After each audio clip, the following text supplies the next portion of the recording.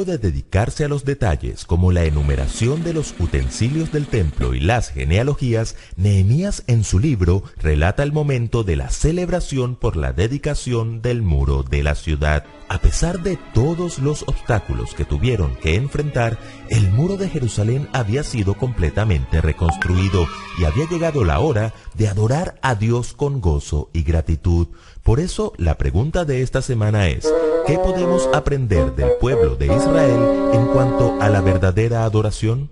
En primer lugar, que la música es más que un relleno. A veces parece que en muchas iglesias se usara la alabanza como se usan los comerciales en la televisión. Oh, al predicador le dio hipo. Bueno, mándalos a comerciales. ¿Cómo así? Que vayan cantando cualquier cosa. O como si fueran pausas activas. Vamos a cantar un himno para que se les quite el sueño. Pero la música en la iglesia no son ni comerciales ni pausas activas. La música es un acto de adoración y alabanza a aquel que nos da todas las cosas y nos bendice con su presencia. De hecho, para la dedicación del muro de Jerusalén, Nehemías nos dice que buscaron a los levitas de todos sus lugares para traerlos a Jerusalén, para hacer la dedicación y la fiesta con alabanzas y con cánticos. Se crearon dos grandes coros que se separaron a un lado y otro de la muralla.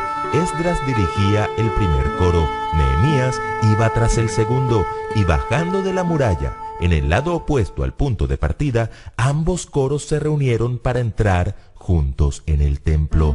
¿Se imaginan ese maravilloso y solemne espectáculo? Todos los que estaban allí se unieron al acto de adoración en gratitud y alabanza e inclinándose en oración. Y esto nos enseña otra lección muy importante. A Dios no se le alaba como si fuera una estrella de rock. Eso es llegar a un extremo poco saludable, pero tampoco podemos llegar al otro extremo de alabarle como si fuéramos árboles secos, sin gozo, bajo el pretexto de que hay que adorar con la razón y no con la emoción. La música en la iglesia debe ser una expresión de gozo, gratitud, solemnidad y reverencia a nuestro Creador y Salvador. Lo segundo que podemos aprender de la adoración que se hizo durante la dedicación de los muros es que la oración es más que una parte del programa. Después de hablar de la dedicación del muro y luego de la reunión de los cantores, el siguiente versículo habla de la purificación. Y se purificaron los sacerdotes y los levitas, y purificaron al pueblo, y las puertas, y el muro.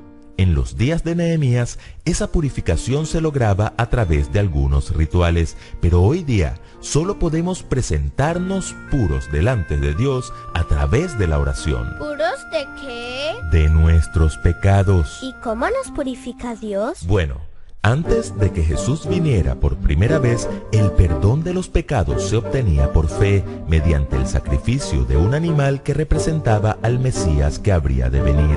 Simbólicamente, el pecador le pasaba sus pecados a un cordero, y luego el cordero moría en lugar del pecador, quien salía del templo limpio de sus pecados. Pero cuando Jesús vino a este mundo, Juan el Bautista lo vio y declaró: He aquí el Cordero de Dios, que quita el pecado del mundo. ¿Y por qué le llamó Cordero? Porque con su venida ya no iba a ser necesario sacrificar más animales. Ya entiendo. Ahora Jesús iba a tomar nuestros pecados y iba a morir por nosotros. Correcto. De hecho, cuando Jesús murió en la cruz, fue justo a la hora del sacrificio de la tarde, y después de siglos y siglos de corderos degollados, en ese preciso momento pasó algo extraordinario. Al sacerdote se le cayó el cuchillo y el cordero escapó. ¡Uf! De la que se salvó. Sí. Y a partir de entonces, el perdón de nuestros pecados sigue siendo por fe, pero a través de la oración, confesando nuestras faltas en arrepentimiento sincero. Y así como en la dedicación de los muros el pueblo se purificó y ofreció numerosos sacrificios, nuestras oraciones en la iglesia deberían ser numerosas y significativas, pidiendo perdón por nuestros pecados, dando gracias a Dios por su sacrificio y gozándonos como lo hizo el pueblo de Israel. Y sacrificaron aquel día numerosas víctimas y se regocijaron, porque Dios los había recreado con grande contentamiento. Se alegraron también las mujeres y los niños, y el alborozo de Jerusalén fue oído desde lejos. Y en tercer lugar, que las ofrendas son mucho más que dinero.